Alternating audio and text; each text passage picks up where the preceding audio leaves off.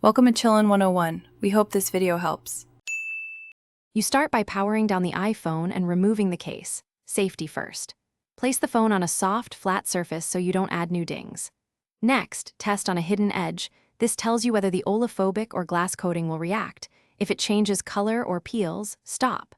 Once the test is acceptable, apply a pea-sized amount of non-gel toothpaste or a paste of white baking soda and water to the microfiber.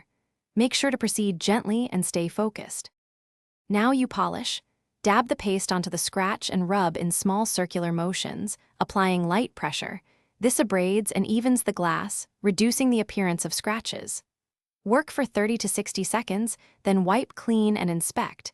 Deeper marks may need another pass, but limit to 3 attempts to avoid removing coatings.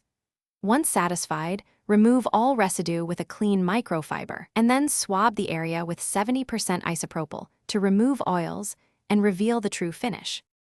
Finish by applying a small amount of glass-safe polish or simply fit a quality screen protector. This restores slickness and gives immediate protection.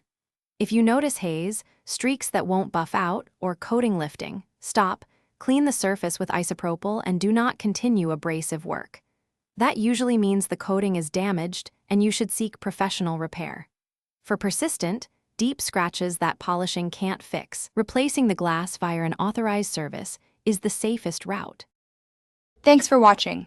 Consider subscribing if we helped you.